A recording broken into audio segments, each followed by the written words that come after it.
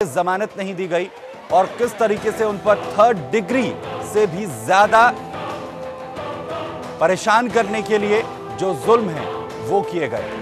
दरअसल इन तमाम साजिशों का शिकार होने के बाद, इन तमाम मुश्किलों से लड़ने के बाद आखिरकार आज सुदर्शन न्यूज की मुहिम रंग लाई और साध्वी प्रज्ञा ठाकुर आज रिहा हुई। हालांकि उन्होंने बाहर आकर यह जरूर कहा कि जिस लड़ाई को वो लड़ रही हैं उसमें अभी भी उन्हें आधी कामयाबी मिली है।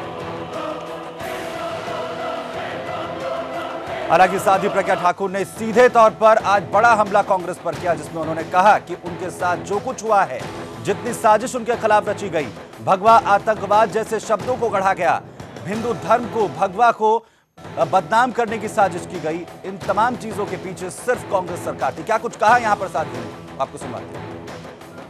इन 9 वर्षों में मैं कांग्रेसी षड्यंत्र, यूपीए सरकार का, कांग्रेस सरकार का जो 2008 में एक बहुत बड़ा षड्यंत्र था, उस षड्यंत्र रूपी काले सागर से संघर्ष करते हुए एक बहुत बड़ा अन्याय का इतिहास रचकर मैं आज कारागृह के बंधन से अर्ध मुक्त हुई हूँ। साध्वी ने कहा कि एक लंबी लड़ाई जो उन्होंने लड़ी है, उसके बाद उन तमाम जुल्मों सितम को छोड़कर आज वो किसी तरीके से उन तमाम जुल्मों सितम को सहकर आज वो बाहर निकली हैं, लेकिन ये उनके लिए आधी आज़ादी है, वो अर्ध मुक्त हुई हैं। और इन्होंने भगवा आतंकवाद गढ़ने वालों के खिलाफ भी क्या कुछ कहा वो सब धर्मी होते हैं, उन्हें, उनके लिए तो ये भगवा आतंकवादी ही होगा, क्योंकि इससे तो वो डरते हैं और उन्हें डरना भी चाहिए। राक्षसी वृत्तियों के लिए ये बहुत बड़ा हथियार है। तो जो विधर्मी होते हैं, उन्हें, उनके लिए तो ये भगवा आतंकवादी ही होगा, क्योंकि इससे तो वो डरते हैं और उन्हें डरना भी चाहिए। राक्षसी वृत्तियों के लिए ये बहुत बड़ा हथियार है। साध्वी ने कहा कि जो भगवा आतंकवाद जिसे कह रहे हैं वो इसलिए क्योंकि जो अधर्मी हैं उनके लिए ये डर का विषय है और इसीलिए वो डरते हैं और इसीलिए वो इसे आतंकवाद कहते हैं। साध्वी ने कहा कि ये जो तमाम साजिशें थी, ये सिर्फ और सिर्फ कांग्रेस के सरकार की तरफ से गढ़ी गई और उन्हें इसका शिकार बनाया गया।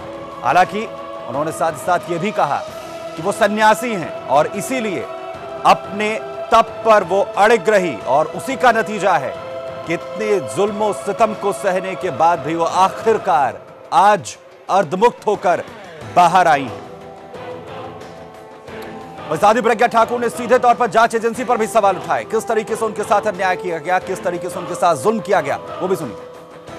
इसने मुझे गैर कानूनी तरीके से रखकर इतना प्रताड़ित किया था कि मेरे फेफड़े की झिल्ली फट गई थी और मैं बेहोश हो गई थी और 5 दिन तक मैं वेंटिलेटर पे रही। एटीएस ने एडमिट किया मुझे, फिजिकल और मेंटली दोनों तरह से उन्होंने मानसिक तौर पे और शारीरिक तौर पे तोड़ दिया बिल्कुल। लेकिन मैं सन्यासी हूँ, इसलिए आत्मिक तौर पे मैं कभी नहीं टूटी, क्योंकि आज भी अगर मैं आपके समक्ष हूँ तो शारीरिक रूप से जरूर टूटी फूटी हूँ, लेकिन आत्मिक तौर पे जहाँ मेरा ईश्वर, मेरा ठाकुर विराजमान रहता है, उसको कहीं कोई आंच नहीं आने देते। मैं सन्यासी हूं और मैं मानसिक तौर पर, शारीरिक तौर पर जिस तरीके की प्रताड़नाएं मुझे दी गई, उसके बावजूद भी मैं नहीं टूटी। ये एक सन्यासी, एक साध्वी के बोल हैं, जिसके ऊपर किस तरीके से जुल्मों सितम हुए हैं, किस तरीके से तमाम जो उपमाएं हैं वो छोटी पड़ जाएंगी अगर उन जुल्मों सितम को कहा जाए। साध्वी प्रज्ञा उन तमाम चीजों से निकलकर आखिरकार आज बाहर निकली हैं, लेकिन वो इसे अर्ध उनकी रिहाई, अर्ध उनकी जो लड़ाई है वो बता रही हैं। हमारे साथ उपमा सिंह, जो बड़ी बहन है साध्वी प्रज्ञा ठाकुर की, हमारे साथ जुड़ रही हैं। उपमा जी, सबसे पहले तो आपको बधाई। आखिरकार एक लंबी लड़ाई लड़ने के बाद जो साध्वी प्रज्ञा ठाकुर हैं वो बाहर आई हैं। आप पहले तो क्या कहना चाहेंगी, और दूसरा, साध्वी प्रज्ञा ठाकुर से अपनी आधी जीत बता रही हैं। सबसे पहले तो सुदर्शन न्यूज को बहुत बहुत बधाई जी।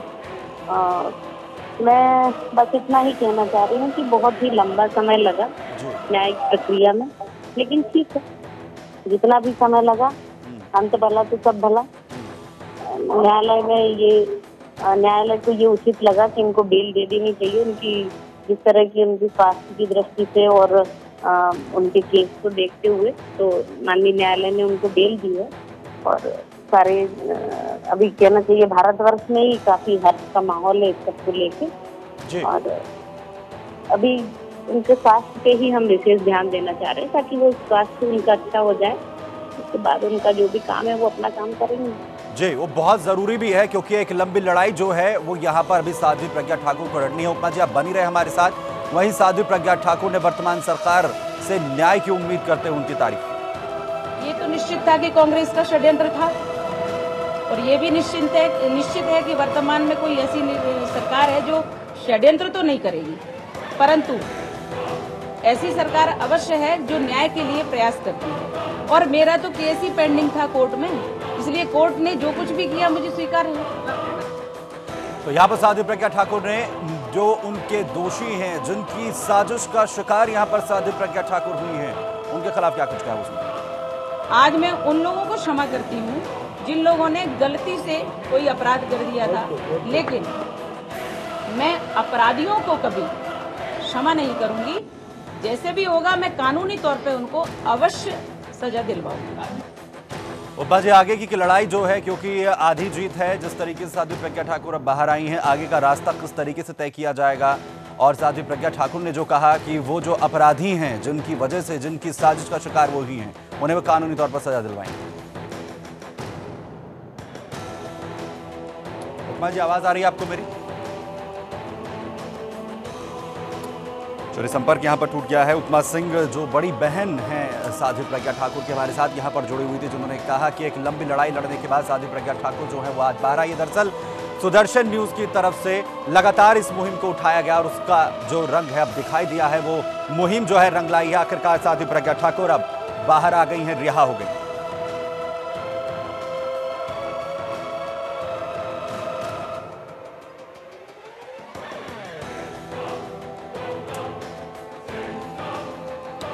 साध्वी प्रज्ञा ठाकुर ने आज अपनी रिहाई के बाद जब प्रेस कॉन्फ्रेंस की तो सबसे पहले उन्होंने सुकमा हमले में शहीद हुए भारतीय जवानों को अपनी श्रद्धांजलि दी। क्या कुछ कहा वो? मैं 9 वर्षों से अंदर हूँ। इन 9 वर्षों में मैं अपनी लगभग कोई भी भावना व्यक्त नहीं कर पाई हूँ। इसलिए सर्वप्रथम इन 9 वर्षों में जो भी मेरी सीमा पर या भारत में किसी भी प्रकार से किसी भी प्रकार का कोई भी आतंकवाद या नक्सलवाद या किसी भी प्रकार का जो आतंकवाद है, उससे जो हमारे सैनिक बंधु और सैनिक बहनें वो शहीद हुए हैं, उन्होंने अपने देश को अपनी आहुति दी है, मैं उनको हृदय से सादर श्रद्धांजलि अर्पित करती हूँ। तो साध्वी प्रज्ञा ठाकुर की रिहाई तमाचा है उन तमाम लोगों के लिए जिनकी तरफ से इस तरीके का ये निरशंस कहा जाएगा, जिस तरीके की साजिश जो है रची गई है। हालांकि साध्वी प्रज्ञा ठाकुर ने कहा है कि वो उन अपराधियों को जिनकी वजह से वो 9 साल तक इस तरीके से प्रताड़ित होती रही, कानूनी तौर पर उन्हें सजा दिलवाएंगी।